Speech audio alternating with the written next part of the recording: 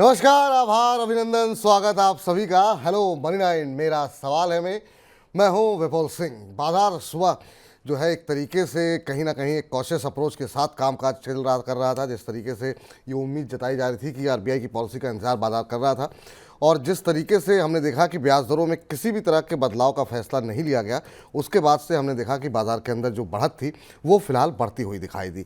19,621 पे निफ्टी खुला, 19,658 ये आज का इंट्राडे हाई देखने को मिला। हालांकि आज का सेशन भी काफ़ी उतार चढ़ाव भरा देखने को मिला और 19,579 का हमने देखा कि आज का इंट्राडे लो लगता हुआ दिखाई दिया। लेकिन अभी भी बाजार में करीब करीब 100 अंकों की बढ़त देखने को मिल रही है। 19,640 पे बाजार इस समय निफ्टी इस समय कामकाज करता हुआ। एडवांस डिक्लाइन रेशियो की बात करें तो वहाँ पर भी हम देख रहे हैं कि जो तिजड़िए हैं वो काफ़ी हद तक भारी पड़ते हुए। 40 शेयर ऐसे हैं जो कि बढ़त के साथ कामकाज कर रहे हैं और 10 शेयरों में गिरावट का माहौल इस समय देखने को मिल रहा है।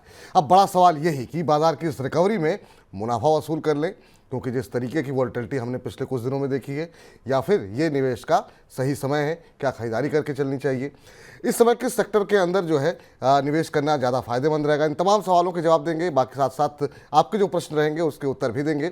बजिंग स्टॉक के जरिए जानेंगे कि खबरों वाले शेयरों में इस समय क्या स्ट्रेटजी होनी चाहिए, और साथ ही साथ कार्यक्रम के आखिर में वाह क्या आईपीओ है, हमारा खास सेगमेंट, जिसमें जानेंगे कि प्राइमरी मार्केट में किस तरीके का एक्शन देखने को मिल रहा है। ये सब कुछ होगा, बने रहिए हमारे साथ। लेकिन सबसे पहले आपको आज के खास मेहमान से रूबरू करा दें। हमारे साथ गौरांग शाह जी मौजूद हैं, जो जी फाइनेंशियल से। गौरांग जी, बहुत बहुत आभार, अभिनंदन, स्वागत सर आपका अपना महत्वपूर्ण समय देने के लिए। सबसे पहले तो बाजार पर ही आपकी राय जानना चाहेंगे। पिछले 2 3 दिनों में जो बाजार की गिरावट जब बढ़ती हुई दिखाई दे रही थी, तो तमाम तकनीकी विशेषज्ञ काफ़ी नीचे के लेवल की आशंका जता रहे थे। लेकिन 2 दिन के अंदर ही बाजार ने उस गैप को पूरी तरीके से फिल कर दिया। बाजार फिर से वहीं पर आके खड़ा हो गया। ये जो वॉलेटिलिटी है, इसको कैसे देख रहे हैं आप? एक बड़ा इवेंट आज पूरा हुआ, उस पर भी बातचीत करेंगे, लेकिन पहले बाजार पे आपकी राय। धन्यवाद विपुल जी, आपका इस शो पर आमंत्रित करने के लिए। 15 सितंबर को 20,200 का सर्वोच्चम स्तर बना था। बिल्कुल। तभी सभी लोग एक मत में 20,500 की बात कर रहा था, कोई 20,800 की बात कर रहा था, कोई 21,000 की बात कर रहा बिल्कुल। था। 18 सितंबर से गिरावट का दौर शुरू हुआ। इस हफ्ते बुधवार को यानी कि करीबन 4 सितंबर के आसपास 19,350 का एक निचला स्तर देखा, और ये निरंतर गिरावट आई थी पिछले 10-12 दिनों से। बिल्कुल। 20,200 पे एक मत बन रहा था 20,500 का, और 19,350 पे मेरे ख्याल से लोग बता रहे थे 19,000 या 18,800 वगैरह। तो मेरे ख्याल से ये जुबान जो चीज होती है ना, उस पर थोड़ा काबू और निरंतर रखना चाहिए। खास करके कुछ ऐसे लोग हैं बाजार में जो बिना मतलब के, बिना कुछ सोच के बातें कर देते हैं और फिर लोगों को गुमराह करते हैं। ऐसा नहीं करना चाहिए। सबकी एक मेहनत की कमाई है, पूंजी है, जो बचत की है, निवेश करते हैं, तो थोड़ा सावधानी रखनी चाहिए, जुबान के ऊपर थोड़ा काबू रखना चाहिए। ये जो स्तर है, मैं बात कर रहा हूं आपसे, मैं आपके शो में, इसी शो में अगस्त के महीने में भी हम जुड़े थे, और मुझे स्पष्ट रूप से याद है विपुल जी, मैंने बात करी थी 19,200-300 नीचे के तरफ की, 19,500-600 ऊपर के तरफ की, और ये पूरा अगस्त का महीना हमने इसी दायरे में गुजारा। फिर हमने सितंबर में ब्रेकआउट मिला। 1 सितंबर को स्तर था विपुल निफ्टी स्पॉट का 19,260। ये आप चार्ट में जाकर के देख सकते, अगर मेरी याददाश्त सही हो और मेरी जानकारी सही हो तो। बिल्कुल सही है। 1 सितंबर से 15 सितंबर का सफर तय किया आपने सीधा, 20,200 का एक सर्वोच्चम स्तर बना, और फिर वास्तविकता और इतिहास हमारे सामने है। बुधवार को 19,350 के आसपास। तो बहुत आसान नहीं होगा मंदोड़ियों को 19,300 19,200 का स्तर तोड़ने के लिए, और ये नीचे के दायरे हमने मंदी के कारण नहीं देखे स्थानीय मार्केट में, लेकिन जो विदेशी संस्थागत निवेशक थे वो बड़ी मात्रा में बेच रहे थे, उसी वजह से ये नीचे के तरफ के दायरे दिखे। तो अब थोड़ा बहुत संभला है बाजार। मेरे ख्याल से अगले हफ्ते 10 अक्टूबर तारीख है, जहां पर दूसरी तिमाही के नतीजे इस वित्तीय वर्ष के आना शुरू हो जाएंगे। थोड़ी बहुत दशा और दिशा, मेहनत अगर ठीक रूप से कॉर्पोरेट इंडिया ने किए, नतीजे अगर थोड़े बहुत अच्छे आए, तो क्षेत्र और कंपनी के आधार पर आपको रुझान आते हुए दिखेगा। यहाँ से ज्यादा नीचे के तरफ के दायरे, मौजूदा जो परिस्थिति या खबरें हैं, जी। समाचार है, उसमें मुझे नहीं लग रहा है यहाँ से, मतलब कि 19,300 19,200 निर्णायक तरीके से टूट जाए, वो मुझे संभावना फिलहाल कम लग रही है। जी, चलिए अब आगे बढ़ते हैं। और बहुत सारी टिप्पणियां इतनी देर में जो है बाजार के ऊपर जो है तमाम दर्शकों की तरफ से आ रही हैं। और राजेंद्र जी लिख रहे हैं कि विपुल जी नमस्कार, मनी 9 की टीम को नमस्कार, हैप्पी स्माइल डे की शुभकामनाएं सभी को, खास तौर से गौरांग जी हमेशा सदा ऐसे ही मुस्कुराते रहें। और ये जो है टिप्पणी आई है वो आपके काफ़ी बड़े प्रशंसक हैं गौरांग जी, राजेंद्र जी, तो उनकी तरफ से ये टिप्पणी है कि हैप्पीनेस डे पर आप हमेशा मुस्कुराते रहें, ये वो चाहते हैं। सर, आज की पॉलिसी को लेकर के आपसे एक सवाल जानना चाहेंगे कि अब आगे की स्थिति कैसे देख रहे हैं आप, क्योंकि इन्फ्लेशन को लेकर के या ग्रोथ को लेकर के अभी तो ऐसा लग रहा है कि चीज़ें नियंत्रण में दिखाई दे रही हैं, लेकिन अगर अमेरिका में ब्याज दरें एक राउंड और जैसा कि उम्मीद जताई जा रही है कि बढ़ती हैं, तो भारत में इंटरेस्ट रेट सिनारियो कब से आपको लगता है रिवर्स होता हुआ दिखाई देगा? क्योंकि हाल फिलहाल में तो अभी इस साल क्या उम्मीद करें या फिर अब 2024 में ही ये उम्मीद करनी चाहिए? तो पहले तो जितने भी दर्शकों ने सराहनाजनक बात की है, उनका बहुत बहुत धन्यवाद करना चाहूंगा। अच्छे समय में मुस्कुराना तो बहुत आसान होता है विपुल, लेकिन जब परिस्थिति थोड़ी बहुत बिगड़ जाती है और गंभीर हो जाती, खास करके हम और आप जो शेयर मार्केट से जुड़े हुए, बिल्कुल। तो अगर हमने ऐसे ही हिम्मत छोड़ दी तो मुस्कुराना बहुत मुश्किल हो जाएगा। तो और मुस्कुराने के लिए सिर्फ एक नस काफी होती है, परिस्थिति बिगाड़ने के लिए काफी नसों का इस्तेमाल करना पड़ता है बिल्कुल। तो हम्म। मुस्कुराना एक बहुत अच्छी बात है। आपकी चेहरे की मुस्कान लोगों को पर मुस्कान लाती है और आपकी सेहत भी अच्छी रहती है और दूसरे की भी सेहत अच्छी रहती है। तो आरबीआई पॉलिसी को लेकर के जो घोषणाएं माननीय गवर्नर साहब दास साहब ने की है, ये ये पांचवी निरंतर क्रेडिट पॉलिसी जहां पर ब्याज दरों पर स्थिर रखा गया है। टिप्पणियों पर अगर आप ध्यान दें तो महंगाई दर का स्तर भी बताया है और किस स्तर पर जाने के लिए वो अभिलाषी है वो भी उन्होंने बताया है। विकास दर को लेकर के भी टिप्पणी करी है। एक्सेस लिक्विडिटी जो बाहर निकालनी थी, अंतिम तारीख कल है, 7 अक्टूबर के बाद जो भी एडिशनल रिक्वायरमेंट की गई थी पिछले क्रेडिट पॉलिसी में, वो वापस ली जाएगी। यानी कि नकदी की जो थोड़ी बहुत कमी थी वो सिस्टम में फिर से आ जाएगी। अनुमान यही था कि ब्याज दर स्थिर रहेगी। जो आपने अमेरिका की बात की है विपुल, तो मेरे ख्याल से हमें पावल साहब यानी कि जो फेड के चीफ हैं उन पर छोड़ देना चाहिए, उनकी बुद्धिमत्ता पर कि उनको क्या करना है अमेरिका में। क्योंकि हमारे यहाँ पर परिस्थिति बहुत विपरीत है। जहां पर बनस्पत की आप तुलना करें, अमेरिका में महंगाई दर को लेकर के चर्चा है, विकास दर को लेकर के काफी कठिनाई है, बेरोजगारी को लेकर के काफी कठिनाई है, वगैरह वगैरह वगैरह। और इस साल के शुरुआत से विपुल हमें पता था कि अमेरिका और यूरोप में जो भी केंद्रीय बैंक है वहां पर ब्याज दरों में परिवर्तन होगा और ऊपर की तरफ होगा। बार बार हमारा बाजार उसी खबर को लेकर के रिएक्ट नहीं करता है, ये मेरा मानना है। तो जी। मुझे नहीं करना लगना लगेगा, हमें ज्यादा चिंता करनी चाहिए और कहीं ना कहीं जो गोरे बेच के गए हैं उनको वापस लौट के आना ही भारत देश, क्योंकि भारत के अलावा और कोई व्यवस्था नहीं है जहां पर वो जाकर के इस तरीके से निवेश कर सकते। अब चूंकि आपने जिक्र गोरों का किया है, तो कल एक रिपोर्ट आई सर गोल्डमैन सैक्स की, और उन्होंने कहा कि काफ़ी कॉशियस अप्रोच जो है इंडियन इक्विटी मार्केट को लेकर के, और ख़ास तौर से जो हाई क्रूड है, जिस तरीके से ब्याज दरें बढ़ी हुई हैं, इन तमाम चीज़ों को उन्होंने कहा कि अब वैल्यूएशन काफ़ी महंगे हो रहे हैं और भारत में अब चुनाव आने वाले हैं, तो पॉलिसीज़ को लेकर के हो सकता है कुछ एक ऐसी पॉलिसीज़ रहें जो कि लोक लुभावन हो। इसके चलते भारतीय बाजार काफ़ी कॉशियस अप्रोच के साथ लोगों को सतर्क रहने के लिए कहा गया है। आप सहमत हैं सर इस रिपोर्ट के साथ?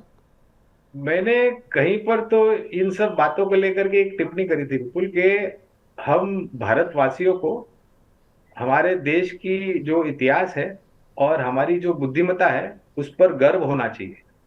उधार की बुद्धिमत्ता खास करके गोरों की लेने की कोई जरूरत नहीं है, क्योंकि अगर वो इतने ही बुद्धिमत्ता वाले होते तो 2008 का जो लेमन ब्रदर्स क्राइसिस था वो होता ही नहीं, अमेरिका से ही शुरू हुआ, भारत में तो शुरू नहीं हुआ वो। बिल्कुल तो सही बात। इनको जो बोलना है बोलने दीजिए। मेरे ख्याल से जैसे मैंने पहले जिक्र किया, जुबान में हड्डी नहीं है, अगर हड्डी होती तो थोड़ी काबू में होती, लेकिन फिर भी हमें नियंत्रण रखना चाहिए। तो ठीक है, उनको जो बोलना है बोले बिल्कुल। जी। हमें और आपको पता है, हाँ, इस साल के अंत तक राज्य स्तर पर चुनाव होने, अभी मध्य प्रदेश के चुनाव होंगे, उसके बाद और कहीं पर चुनाव होंगे, अगले साल बड़ा चुनाव, ये हमें पता है भाई। पिछले चुनाव में जब हमने और आपने जाके मत डाला था तभी पता था कि अगला चुनाव कब होने वाला है। बिल्कुल। तो ये कौन सा बड़ा क्या बोलते हैं उसको, रॉकेट साइंस हमें बता रहे हैं। ये क्या कौन सा बड़ा ज्ञान दे रहे हैं हमें। तो मेरे ख्याल से हमें ये सब चीज की चिंता नहीं करना चाहिए। छोटी अवधि में अगर मध्यम अवधि में आपने पैसे लगाए, अगर आपको थोड़ा बहुत घबराहट है, भय लग रहा है, डर लग रहा है, तो आप उस हिसाब से काम करें। और फिर अगले साल जब चुनाव हो जाएगा, मई के पश्चात नतीजे आ जाएंगे, फिर आप बाजार में आइए, तब शायद क्या पता आपको 22,000 23,000 का भी स्तर देखने मिले। बिल्कुल सही निफ्टी कहा। की बात कर रहा हूँ। हाँ बिल्कुल। चलिए सर, अब चूंकि एक बड़ा इवेंट हुआ है तो इस पर एक टिप्पणी मैं चाहूँगा कि अभी जो ब्याज दरों से प्रभावित होने वाले सेक्टर्स हैं और चूंकि ब्याज दरें स्थिर रखी गई हैं, उनको लेकर के आपका रुख इस समय क्या है, खास तौर से चाहे वो रियल्टी हो। आज हमने देखा कि जैसे अनाउंसमेंट हुई और उसके बाद से पीएसयू बैंकों के अंदर काफ़ी खरीदारी देखने को मिली, खासतौर से मिड कैप पीएसयूज में हम देख रहे हैं पिछले कुछ दिनों में भी काफ़ी अच्छी बाइंग देखने को मिली थी। इसके अलावा अगर हम बात करें ऑटो सेक्टर को लेकर के, ये दो तीन क्षेत्र ऐसे हैं, रियल्टी, ऑटो, बैंक्स, जो कि सीधे सीधे प्रभावित होते हैं ब्याज दरों से। इन शेयरों के ऊपर आपका व्यू क्या है? क्या यहाँ पर अभी भी आपको लगता है कि बाइंग करनी चाहिए, या इन तमाम सेक्टरों, इन तीनों चारों सेक्टर में हम देख रहे हैं काफ़ी बाइंग पहले भी आ चुकी है, तो थोड़ा कॉशियस अप्रोच के साथ आगे बढ़ना चाहिए? तो हमारा अनुमान ये कहता है बिल्कुल, और हमने पिछले साल भी, जब पिछले साल के पहले तिमाही के नतीजे नहीं आए थे, तो हमने एक टिप्पणी करी थी कि वित्तीय क्षेत्र शायद नतीजों के आधार पर शानदार रुझान लेकर के आएगा। और वास्तविकता यही हुई कि सबसे पहले जो सर्वोच्चम स्तर बना वो निफ्टी बैंक का ही बना था।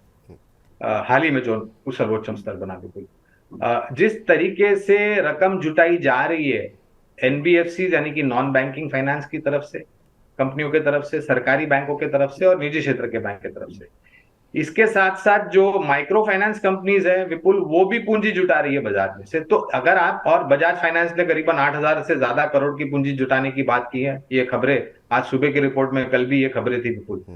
तो अगर आप इतनी बड़ी मात्रा में पूंजी जुटा रहे हैं, तो कहीं ना कहीं आप ये अनुमान लगा रहे हैं कि आपके जो ऋण की मांग है वो आने वाले समय में बढ़ेगी, जिसके कारण आपकी लोन बुक ग्रोथ बढ़ेगी। इतनी बड़ी पूंजी लेकर के आप बैठ नहीं सकते, क्योंकि कॉस्ट ऑफ फंड्स होता है, आपको ब्याज चुकाना पड़ता है उसके ऊपर, जो भी आपने ऋण लिया हुआ है बाजार में से। इस साल भी हालांकि पहले तिमाही के नतीजे चले गए, लेकिन दूसरी तिमाही के नतीजे जैसे मैंने बताया 10 अक्टूबर से आना शुरू हो जाएंगे। इस तिमाही में भी और आने वाले तिमाहियों में हमें लग रहा है कि वित्तीय क्षेत्र एक शानदार रुझान लेकर के आएगा, आंकड़ों के आधार पर, नतीजों के आधार पर। तो एक बहुत ही important part of your portfolio, एक हिस्सा, महत्व हिस्सा आपके पोर्टफोलियो का बैंक्स और एनबीएफसी होना चाहिए, जहां पर आपको मिक्स अच्छे से करना चाहिए। सरकारी बैंक कुछ अच्छी निजी क्षेत्र की बैंक, कुछ एनबीएफसी मजबूत, और कुछ माइक्रो फाइनेंस कंपनीज और housing finance companies. Real estate sector में जिस तरीके से रन रेट, हम जहां से आ रहे हैं महाराष्ट्र मुंबई से विपुल, वहां से जो रन रेट है रजिस्ट्रेशन की वो काफी ऊपर गई है। बड़े नए नए प्रोजेक्ट्स आ रहे हैं, क्लस्टर डेवलपमेंट को लेकर के, रीडेवलपमेंट को लेकर के एक बहुत बड़ी मुहिम छिड़ी हुई है, जहां पर बड़ी बड़ी कंपनियां जैसे गोदरेज प्रॉपर्टीज और ओबराय रियलिटी जैसी कंपनियां, महिंद्रा लाइफस्पेस जैसी कंपनियां दाव लगा रही है रीडेवलपमेंट में, क्लस्टर रीडेवलपमेंट में, बड़ी बड़ी हाउसिंग सोसाइटीज को डेवलपमेंट कर। ऑटो सेक्टर जिस तरीके से नए लाइनअप्स मात्र इस साल के अंत तक नहीं, अगले साल में भी जो लॉन्च हो गए, उसको लेकर के एक सकारात्मक सा नजरिया है। तो कुल मिलाकर के हमें लग रहा है कि बैंकिंग, एनबीएफसी यानी कि पूरा वित्तीय ब्रह्मांड जो है वो, ऑटो क्षेत्र, रियल एस्टेट सेक्टर, सीमेंट और एफएमसीजी कंपनियां मेरे ख्याल से थोड़ा बहुत बेहतर रुझान ला सकती हैं आंकड़ों के आधार पर। जी, चलिए, अब तमाम सारे दर्शक हैं, उनके प्रश्नों के उत्तर जो है अब डिस्कस कर लेते हैं। गुरलाल संधू जी का प्रश्न आया है सर, कह रहे हैं good afternoon sir. Very good afternoon Sandhu ji, कैसे हैं आप? कह रहे हैं एमएनएम पे किस लेवल पे बाई किया जा सकता है? इन्होंने कहा कि मेरा 1 साल का यहाँ पर इनका नज़रिया है, 5 साल का, माफ़ कीजिएगा, 5 साल का इनका नज़रिया है, तो लंबी अवधि का नज़रिया है सर। अभी ऑटो स्पेस पे हम लोग बात भी कर रहे थे, किस तरीके से देख रहे हैं आप एमएनएम को इस क्षेत्र के अंदर? और भी अगर हम देखें शेयर पे, अगर नज़र डालें तो आज हम देख रहे हैं आधे % के आसपास की मजबूती यहाँ पर बनी हुई है, और पिछले 5-6 महीनों की बात करें 30-35% के आसपास का रिटर्न यहाँ पर आता हुआ दिखाई दिया है। एमएनएम पे क्या बाइंग की जा सकती है? 5 साल का नज़रिया है। इनको एक बहुत ही सरल उपाय सुझाना चाहूंगा जी, 5 साल का नजरिया है इसके कारण। तो पहले तो स्तर का इंतजार मत कीजिए, क्योंकि आप चूक जाएंगे। शुरुआत कीजिए, जो भी मात्रा में आपको शुरुआत करनी हो, और आपका 5 साल का नजरिया है, तो मेरी ये राय रहेगी कि आप महिंद्रा एंड महिंद्रा में एक एसआईपी कर लीजिए, यानी कि हर महीने आपके पास जो भी निवेश लायक पूंजी है, उस पूंजी में से भले आप 5 शेयर खरीद सके, 10 शेयर, 15 शेयर, 20 शेयर या उससे ज्यादा, हर महीने खरीदते जाए। फिलहाल जो हमारी खरीदारी की राय महिंद्रा एंड महिंद्रा पर है, वहां पर लक्ष्य हमने करीबन 1850 का निर्धारित किया है, जो अब तक नतीजे हमने देखे हैं उसके आधार पर विपुल। और जो हमारा अनुमान कहता है, जो टिप्पणी ऑटो क्षेत्र को लेकर के हमने अभी की आपके सामने, जी। तो अगर नतीजे अच्छे आते गए तो जाहिर है शेयर के जो लक्ष्यांक है उसको भी ऊपर के तरफ हम साथ देंगे। लेकिन शुरुआत कीजिए जनाब, ये इंतजार करेंगे तो फिर पहले आप में गाड़ी निकल जाती है और आप चूक जाते हैं। तो शुरू कर दीजिए, अगर गिरावट मिलती है मौका होगा आपके पास और जोड़ने के लिए। तो गुलाल जी बिल्कुल जो है भरोसा, चूंकि नज़रिया आपका लंबी अवधि का है, आप निवेश कर सकते हैं, किसी भी स्तर पर निवेश कर सकते हैं। हाँ, अगर आप पूरे पैसे नहीं लगाना चाह रहे हैं, थोड़े पैसे बचा के रखिए। कोई गिरावट बाजार में आती है, क्योंकि बाजार में उतार चढ़ाव बना रहता है, तो उसमें आप और ऐड भी कर सकते हैं। 5 साल का नज़रिया काफ़ी अच्छा आपको रिटर्न मिलते हुए दिखाई देंगे। अमित सिंह जी हमारे साथ फोन लाइन में मौजूद है। अमित जी नमस्कार। हाँ नमस्ते सर। नमस्कार सर, कहाँ से बोल रहे हैं? सर मथुरा से बोल रहा था मैं। मथुरा से बोल रहे हैं, चलिए बहुत अच्छी बात है, कृष्ण की नगरी से आपने फ़ोन किया। क्या करते हैं सर आप? सर मैं एक प्रोफेशनल हूँ, क्वालिटी कंट्रोल प्रोफेशनल। अच्छा अच्छा, बहुत अच्छी बात है सर। क्या प्रश्न है आपका? सर मेरा प्रश्न ये है कि मैंने जेके एग्री जेनेटिक के सर 65 शेयर्स लिए थे जी 550 के प्राइस पे। जी। तो सर लॉन्ग टर्म में सर क्या नजरिया रहेगा? क्या नज़रिया, क्या लॉन्ग टर्म का व्यू है आपका? जी सर। जी 550 पे आपने सर इन्होंने लिए हुए हैं जेके एग्री जेनेटिक्स के शेयर, और ये इन्होंने 550 के भाव पे लिए हैं। 100 रुपये इन्हें फ़िलहाल पर शेयर का नुकसान हो रहा है। पिछले एक महीने में अगर शेयर के प्रदर्शन की बात करें तो करीब 5%, 5.5% के आसपास का नेगेटिव रिटर्न देखने को मिला है। पिछले 6 महीने में 10-15% का रिटर्न जरूर यहाँ पर देखने को मिला है, लेकिन अगर पूरे साल की बात करें तो 9% का नेगेटिव रिटर्न। बाजार कहाँ से कहाँ पहुँच गया, लेकिन यहाँ पर कोई खास गतिविधि देखने को नहीं मिली है। अगर आप ट्रैक करते हो सर तो टिप्पणी करना चाहें तो जेके एग्रीटेक पे आपकी राय। देखिए, मेरे पास जानकारी न के बराबर है इस कंपनी को लेकर के, और मुझे नहीं पता क्या वॉल्यूम्स भी होते रहेंगे विपुल। और थोड़ी बहुत जानकारी रख करके, मुझे नहीं पता अमित जी ने कुछ अभ्यास किया होगा या नहीं किया होगा खरीदारी करने से पहले। और वॉल्यूम्स पर अवश्य ध्यान दे, कंपनी के मैनेजमेंट कारोबार क्या करती है, प्रतिस्पर्धा क्या है, ये सब जानकारी लेकर के निवेश करने का आप मन बनाएं।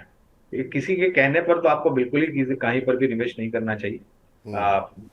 हमारी कवरेज में नहीं है बिल्कुल, इसलिए मैं कोई टिप्पणी नहीं कर सकता। ठीक है सर, अच्छी बात है। और ये सलाह है आपके लिए सर कि मतलब ऐसे शेयरों में निवेश करें जहां पर आपको अच्छे एक्सपर्ट सलाह दे सकें, और अच्छे सलाहकारों को ही सुने, क्योंकि कल भी एक सेबी की तरफ से जो टिप्पणी आई है कि 30% से ज़्यादा जानकार ऐसे बाज़ार में हैं जिनका कि सेबी से कोई लेना देना नहीं है, उनके पास किसी तरह की कोई सर्टिफिकेट नहीं है।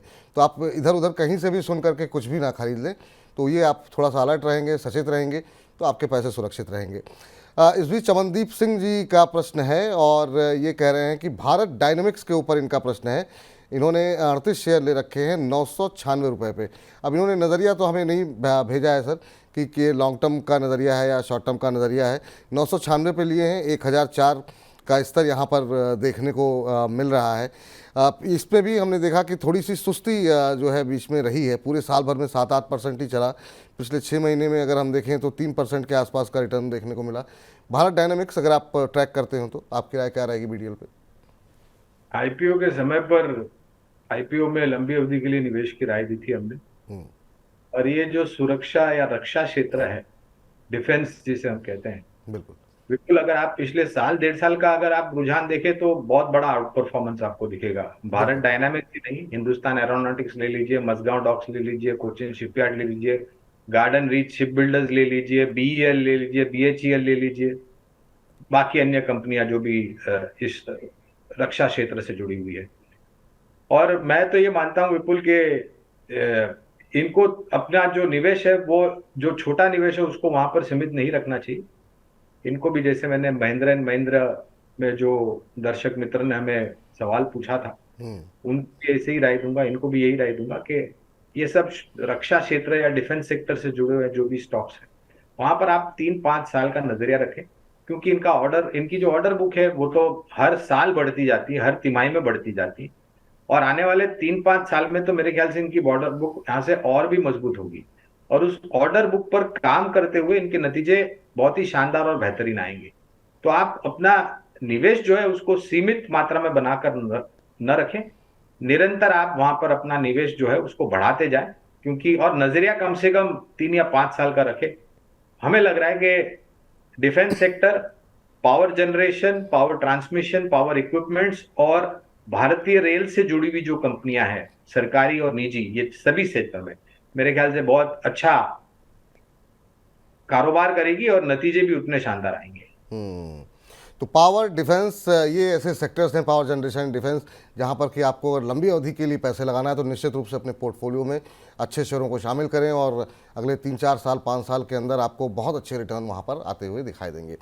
चलिए पुरुषोत्तम जी से बातचीत कर लेते हैं, फोन लाइन पर मौजूद हैं। पुरुषोत्तम जी नमस्कार। नमस्कार सर। कैसे हैं पुरुषोत्तम जी? ठीक है सर। क्या हुआ, कुछ दुखी लग रहे हैं? बताइए क्या प्रश्न पूछना चाह रहे हैं? IRCTC पे सर पूछना चाह रहे हैं, बहुत दिनों से फंसे हुए हैं इसमें। 830 के लेवल पे बाइंग है 100 शेयर। अच्छा, और अच्छा। IEX में भी बहुत दिनों से फंसे हुए हैं। IRCTC, क्या नजरिया क्या है आपका? क्या कितने समय तक होल्ड कर सकते हैं अभी और? 1 साल तक और कर सकते हैं। 1 साल तक कभी और होल्ड कर सकते हैं। 2 साल से तो फंसे हुए हैं। हाँ सर, ये बात तो सही है कि पूरे रेलवे में हम देख रहे हैं पूरे शेयर जो है वो रॉकेट हो गए IRCTC को छोड़ करके। चाहे उसके हम देखें RVNL हो, टेक्समैको हो। गौलांग सर, क्या वजह है कि मतलब यहाँ पर उस तरह की रैली देखने को नहीं मिली जिस तरह की रैली हमने बाकी रेलवे पैक के अंदर देखी है?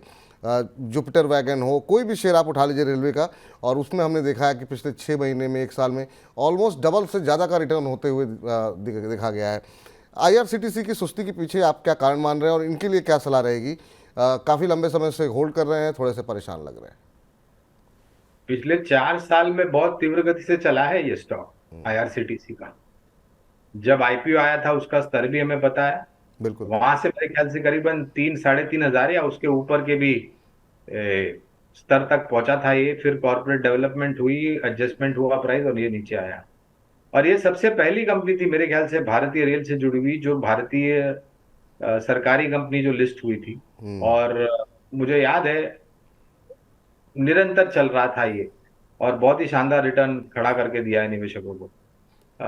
ये कंपनी मात्र टिकट बुक करने की सुविधा उपलब्ध नहीं कराती है, बाकी अन्य कार्य भी भारतीय रेल के करती है। भारतीय रेल ने वंदे भारत की बहुत बड़ी मात्रा में ट्रेन्स और नई शुरू करने की बात की। मेरे ख्याल से 25 या 30 वंदे भारत ट्रेन्स तो फिलहाल पटरी पर दौड़ रही है। नए स्लीपर कोचेस की भी बात की है, एक्सप्रेस ट्रेन्स, सुपरफास्ट ट्रेन वगैरह वगैरह, ट्रेन की गति बढ़ाने की बात की है। और IRCTC ने अभी हाल ही में महाराष्ट्र में जो राज्य परिवहन बसें चलती हैं, जिसे हम ST कहते हैं, उसकी भी टिकट्स और हवाई टिकट भी बुकिंग कराने की नई सेवाएं शुरू की है। तो मुझे लग रहा है कि अगर आपका निवेश लंबी अवधि का है तो आपको बने रहना चाहिए। और एज अ डिस्क्लोजर विपुल, जब IPO आया था तब IPO नोट द्वारा हमने यहाँ पर लंबी अवधि के लिए निवेश की राय दी थी। तो लॉन्ग टर्म व्यू है सर, तो बने रहिए यहाँ पर, आपके लिए सलाह निकल करके आती हुई। सुनील आनंद जी का प्रश्न ले लेते हैं और सुनील आनंद जी का प्रश्न है कि महिंद्रा लाइफ स्पेस डेवलपर्स कब खरीदें, किस स्तर पर खरीदें, 2 साल का समय कैसा रहेगा? रियल एस्टेट से जुड़ी सर कंपनी महिंद्रा ग्रुप का महिंद्रा ग्रुप की कंपनी 535 के आसपास शेयर जो है वो ट्रेड करता हुआ ये खरीदारी करना चाह रहे हैं। लेवल्स समझ में नहीं आ रहे हैं इनको कि किन लेवल्स पे इनको खरीदना चाहिए। अच्छी रैली यहाँ पर भी देखने को मिली है, पिछले 6 महीने में करीब 45% का रिटर्न यहाँ पर आता हुआ दिखाई दिया है। आप क्या सलाह देंगे इनके, कुछ लेवल क्या सजेस्ट करना चाहेंगे अगर आप ट्रैक करते हो तो? आपने रियल एस्टेट सेक्टर में भी प्रश्न पूछा था कुछ समय पहले जब शुरुआत हुई प्रोग्राम की, और हमने रियल एस्टेट सेक्टर को लेकर के भी टिप्पणियां की। तो और इनके प्रश्न से मुझे लग रहा है कि इन्होंने अभी तक निवेश नहीं किया है, ये मन बना रहे हैं यहाँ पर निवेश बिल्कुल करने सही कह रहे हैं, निवेश नहीं किया है तो इस कंपनी पर टिप्पणी नहीं करेंगे क्योंकि कवरेज नहीं है। एक समय पर कवरेज थी, फिलहाल नहीं है। लेकिन रियल एस्टेट सेक्टर में हमें सबसे ज्यादा और एक बहुत ही शानदार बेहतरीन कंपनी जो लग रही है वो है गोदरेज प्रॉपर्टीज। भले महिंद्रा लाइफ से उसके दाम थोड़े बहुत ऊपर के हैं, लेकिन कामकाज के आधार पर, ऑर्डर बुक के आधार पर, प्रोजेक्ट एग्जीक्यूशन करने के आधार पर, डेट के आधार पर, सभी मापदंड में अगर आप देखने जाएं तो काफी बेहतर कंपनी है गोदरेज प्रॉपर्टीज। इस स्तर पर चाहे तो आप 30-40% जो भी आपको निवेश करना है वो मात्रा में आप निवेश कर सकते हैं, और अगर गिरावट आती है तो और जोड़ सकते हैं। जी। इस बीच जो है धर्मेंद्र जी का प्रश्न आया है, और धर्मेंद्र जी भी जो है खरीदना चाह रहे हैं। ये अच्छी बात है कि बाजार कितना भी गिरे, अब हमारे जो निवेशक हैं सर वो घबराते नहीं हैं और हर गिरावट में खरीदारी का ही मौका जो है वो तलाशते हुए दिखाई दे रहे हैं। तो ये पहले नहीं होता था, पहले बहुत जल्दी पैनिक देखने को मिलता था, सब उठा करके बेच दीजिए। अब ऐसा नहीं है। अब धर्मेंद्र जी का ही प्रश्न ये है कि आईसीआईसीआई बैंक क्या अभी बाई किया जा सकता है लॉन्ग टर्म के लिए? तो ज़्यादातर वही सेक्टर्स हैं जो हम लोग चर्चा अभी थोड़ी देर पहले कर रहे थे। बैंकों में सर आपको क्या पसंद आ रहा है, और अगर प्राइवेट बैंक में पैसे लगाने हो तो क्या आईसीआईसीआई बैंक पे लॉन्ग टर्म के लिए पैसे लगाए जा सकते हैं? धर्मेंद्र जी जानना चाह रहे हैं। घबराहट तो शेयर बाजार में रखनी ही नहीं चाहिए, क्योंकि शेयर बाजार सभी जोखिम के अधीन होता है। हमने कई बार ये टिप्पणी आपके चैनल पर इसी शो में हमने की है। और 3-4 साल पहले जो निवेशक की विचारधारा थी उसमें बहुत बड़ा परिवर्तन हुआ है, और एक सुलझा हुआ निवेशक बन गया है जो भी शेयर बाजार में आता है। आईसीआईसीआई बैंक पर बिल्कुल खरीदारी करनी चाहिए, बिल्कुल करनी चाहिए। लक्ष्य के रूप में करीबन 1180-1200 तक के लक्ष्य लंबी अवधि के लिए। और जैसे मैं टिप्पणी कर रहा था वित्तीय क्षेत्र को लेकर के, सरकारी बैंकों के तो नतीजे अच्छे आएंगे ही, लेकिन निजी क्षेत्र के बैंक के भी नतीजे अच्छे आएंगे। हम्म, तो अच्छे नतीजे आएंगे, और जो लेवल्स बताए गए हैं आपको, जो टारगेट दिए गए हैं, उनका आप लोग ध्यान रखें। मध्यम से लंबी अवधि में यहाँ पर आईसीआईसीआई बैंक में वो लक्ष्य देखने को मिल सकते हैं। इस बीच जो है मोहित यादव जी का एक प्रश्न आया है, दो प्रश्न आए हैं मोहित जी के। एक तो ये जानना चाह रहे हैं मिड और स्मॉल कैप में अच्छी कंपनीज बताइए जहाँ पर लॉन्ग टर्म में के लिए इन्वेस्टमेंट कर सकते हैं। और दूसरा प्रश्न इनका है कि इंफ्रास्ट्रक्चर कंपनीज में किस में इन्वेस्टमेंट करना चाहिए। तो एक ये पोर्टफोलियो बनाना चाह रहे हैं लॉन्ग टर्म के लिए, लेकिन लार्ज कैप में शायद इनको इंटरेस्ट उतना नहीं है, क्योंकि बड़ा स्पेसिफिक सवाल है कि आप जो है मिड कैप और स्मॉल कैप में कोई अगर अच्छी कंपनी हो। और दूसरा इंफ्रास्ट्रक्चर स्पेस को लेकर के जानना चाह रहे हैं। आप कुछ टिप्पणी करना चाहेंगे सर? तो इंफ्रास्ट्रक्चर में एनसीसी लिमिटेड, केएनआर कंस्ट्रक्शन और पीएनसी इंफ्रा, ये 3 कंपनी, और एलएनटी, क्योंकि एलएनटी का भी इंफ्रास्ट्रक्चर कंस्ट्रक्शन का कारोबार है। बिल्कुल। तो ये 4 कंपनियां जहाँ पर निवेश कर सकते हैं। तो ये चार देखिए, जी बाजार, जी जी माफ कंप्लीट कीजिए। कीजिए, बोल रहे थे आप। जी कंप्लीट कीजिए सर। तो जोखिम तो बाजार में है ही, लेकिन छोटे मझोले शेयर में जोखिम ज्यादा है हम्म। दिग्गज शेयरों की तुलना में। अब छोटे शहरों में अशोक लेलैंड जैसी कंपनियां हैं, आईडीएफसी फर्स्ट बैंक जैसी है कंपनी, वो हमें अच्छी लगती है। इसके अलावा मैंने एनसीसी का भी नाम लिया, एनसीसी लिमिटेड, ये भी एक छोटी या फिर मझौली कंपनी में आप गिनती कर सकते हैं। इंडियन होटल्स जैसी हॉस्पिटैलिटी सेक्टर में है, काफी अच्छी लगती है ये कंपनी। इसके अलावा विपुल फेडरल बैंक है, एक और निजी क्षेत्र की मझौली या छोटी बैंक कह सकते हैं आप। एलएनटी फाइनेंस एंड होल्डिंग एक और छोटी या मझौली एनबीएफसी जो हमें अच्छी लगती है। ठीक। तो ये तमाम लिस्ट आपको यादव जी बता दी गई है। इनमें से आप अपने जो आपको सूटेबल लगता हो उस हिसाब से आप जो है वहाँ पर अपना पोर्टफोलियो बना सकते हैं, वहाँ पे खरीदारी कर सकते हैं। ये राय यहाँ पर निकल कर के आती हुई। और राजेश नरूला साहब कह रहे हैं कि सर आपके कार्यक्रम की वजह से दर्शकों में उत्साह बढ़ता है और इसी वजह से जो है लोग घबरा नहीं रहे हैं। चलिए, बहुत अच्छी बात है। अगर आप लोग इस तरह की बातें करते हैं तो अच्छा ही लगता है, वो ऊर्जा मिलती है। चलिए, इस बीच अगले दर्शक का प्रश्न ले लेते हैं। और यहाँ पर जेएसडब्ल्यू इंफ्रा, सर ये हाल की लिस्टिंग है, और जो है रतनवीर और जेएसडब्ल्यू इंफ्रा पर छोटी अवधि का व्यू जानना चाह रहे हैं जय रठाठा साहब। अगर आपने ट्रैक किया हो हाल फिलहाल में, जो अच्छी लिस्टिंग भी काफ़ी अच्छी हमने देखी थी कि अच्छे खासे प्रीमियम पर लिस्ट हुआ था, और आप इस पूरे स्पेस को कैसे देख रहे हैं और यहाँ पर क्या निवेश किया जा सकता है? इनका नज़रिया हालांकि बहुत लंबा नहीं है, लेकिन बहुत लोगों का इंटरेस्ट होगा क्योंकि हाल की लिस्टिंग है। तो हमारी टिप्पणी हम जेएसडब्ल्यू इंफ्रा तक ही सीमित रखेंगे, क्योंकि वहां पर आईपीओ नोट द्वारा लंबी अवधि के लिए हमने निवेश की राय दी थी। और इंफ्रास्ट्रक्चर यानी कि ढांचा खड़ा करने का कामकाज, जिस प्रकार से सरकार, केंद्रीय सरकार खर्चा कर रही है ढांचा सुधारने के लिए, नए ढांचे बनाने के लिए, राज्य सरकार भी उतनी ही तीव्र गति से खर्च कर रही है अपने राज्य में इंफ्रास्ट्रक्चर नया खड़ा करने के लिए, और जो पुराना है उसको और बेहतरीन और आधुनिक बनाने के लिए। तो मुझे लग रहा है कि इंफ्रास्ट्रक्चर सेक्टर तो एक शानदार रूप से आपको आगे बढ़ता हुआ दिखाई देगा, और ये सिर्फ सीमित नहीं होगा कुछ महीनों या सालों तक। ये लंबी अवधि के लिए आपको पूरा सेक्टर परफॉर्म करता हुआ दिखाई देगा। लेकिन एक चीज है यहाँ पर विपुल, कि आपको उतना ही लंबा समय रखना चाहिए। क्या होता है, आप अगर, कई लोगों की परिभाषा क्या हो जाती है कि लॉन्ग टर्म का मतलब होता है 3 से 6 महीने। वो लॉन्ग टर्म नहीं होता, वो शॉर्ट टू मीडियम टर्म होता है। लॉन्ग टर्म का मतलब होता है कम से कम 12, 16, 18 महीने या उससे ज्यादा, जिससे आपको निर्णायक तरीके से निवेश करके एक अच्छा खासा मुनाफा कमाने का मौका मिले।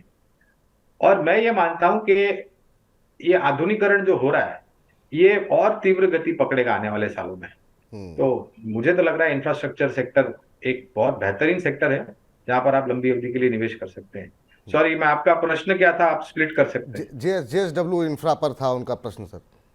तो जेएसडब्ल्यू पर वही मैं बता रहा था, लॉन्ग टर्म के लिए निवेशित रहे। ये छोटी मध्यम अवधि में मैं तो सक्षम नहीं हूँ विपुल कि ज्यादा इनको ज्ञान दे सकूं।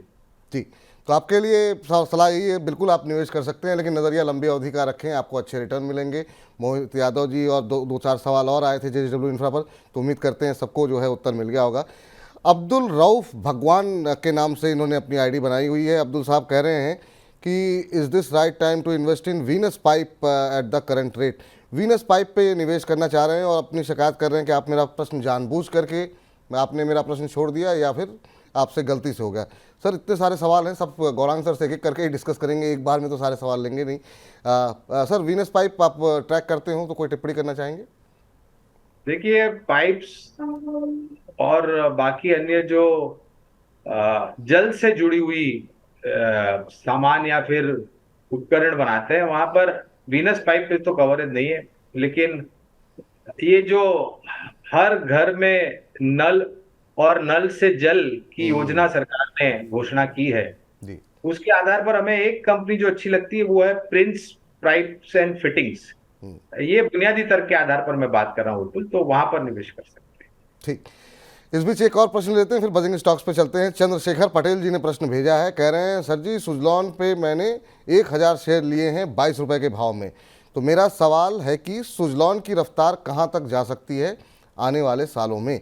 सर इधर बहुत ज़्यादा सवाल आए सुजलॉन को लेकर के, डेली जो है 7-8-10 सवाल आ रहे हैं, और कारण भी यही है कि एक तरफा रैली भी यहाँ पर रफ्तार देखने को 6-7 रुपये से ये शेयर चलते हुए अब 30 रुपये तक पहुँच गया, और एक तरफा रैली देखने को मिली है।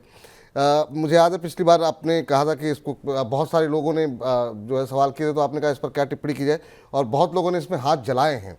अब जो लोग बहुत पुराने निवेशक नहीं है और हाल फिलहाल में क्योंकि बहुत तेज़ी से डीमैट अकाउंट खुले हैं, तो लोगों को लग रहा है कि काफ़ी उत्साहजनक, लेकिन जलाए भी लोगों ने बहुत हाथ हैं। आप कोई टिप्पणी करना चाहेंगे सुजलॉन के ऊपर, क्योंकि रिटेल पार्टिसिपेशन भी काफ़ी बढ़ता हुआ दिखाई दे रहा है इसमें? देखिए, ये कहते हैं ना, वो चूसने वाली रैली होती है, ये सकर्स रैली जिसे हम अंग्रेजी में कहते हैं बिल्कुल। और 5 साल का 6 साल का इतिहास देख लीजिए सुजलॉन का, तो मेरे ख्याल से बैलेंस शीट को भी आप हाथ लगाने का मन नहीं करेगा। आपको बात अलग है कि मैनेजमेंट में बदलाव हुआ है, लेकिन इतिहास गवाह है। और हिंदी में एक कहावत है विपुल के, भागते हुए भूत की लंगोट भली। तो जो मिलता है वो समेट लो। बिल्कुल, तो भैया जो उसको यहाँ पर मुनाफा मिल रहा है एक बार बुक कर लीजिए, क्योंकि अगर ये रफ्तार उल्टी हुई चंद्रशेखर जी, तो फिर कहीं ऐसा ना हो आपको लॉस हो जाए। आपने 22 पे लिए हैं, 8 रुपये आपको मिल रहे हैं, यानी कि करीब करीब 8000 रुपये घर में आ रहे हैं। दिवाली आ रही है, तो कोशिश ये कीजिए कि लक्ष्मी आ जाए। कहीं अगर ये शेयर गिरना शुरू हुआ तो फिर हो सकता है कहीं लोअर सर्किट भी लगता हुआ दिख सकता है। तो आपके लिए सलाह ये है कि आप जो है या फिर कोई ट्रेलिंग स्टॉप लॉस लगा लीजिए, जैसे आपकी मर्जी। चलिए विनय जी हमारे साथ जुड़े हैं। विनय जी नमस्कार। विनय जी नमस्कार। विनय सुन पा रहे हैं आप मुझे? चल लगता है डिस्कनेक्ट हो गया, बातचीत उनसे नहीं हो पाई। सवाल अकबर चाहें तो दिखा दें, अगर उसको डिस्कस कर लेते हैं गौरांग जी के साथ। अच्छा, ये कह रहे हैं कि अगले 10 साल के लिए ट्राइडेंट खरीदना चाहता हूँ। अब ये ट्राइडेंट के ऊपर सर ये जानना चाह रहे हैं, 10 साल का नज़रिया इनका है यहाँ पर, और अभी अगर हम देखें ट्राइडेंट का शेयर जो है वो करीब 37-38 रुपये के आसपास चलता हुआ दिखाई दे रहा है। अगर आप ट्रैक करते हो तो मतलब आपकी टिप्पणी जानना चाहेंगे ट्राइडेंट के ऊपर। इससे अच्छा तो वो छोटी बैंक का मैंने जो नाम लिया, आईडीएफसी फर्स्ट बैंक, क्योंकि इनका नजरिया 10 साल का है। अच्छी बात है, बहुत बेहतरीन बात है, लेकिन आपको निरंतर समीक्षा करनी चाहिए कि जहां पर भी आप निवेश करते हो किसी भी कंपनी में, उनके नतीजे कैसे आ रहे हैं, और उस पर थोड़ा ध्यान रख करके थोड़ा अभ्यास करना चाहिए। ट्राइडेंट पर मैं टिप्पणी नहीं करूंगा, लेकिन इतना लंबा नजरिया है तो मेरे ख्याल से आईडीएफसी फर्स्ट बैंक एक बेहतर विकल्प हो सकता है, जहां पर आपके निवेश के ऊपर एक अच्छा खासा मुनाफा मिल सकता है। हम्म।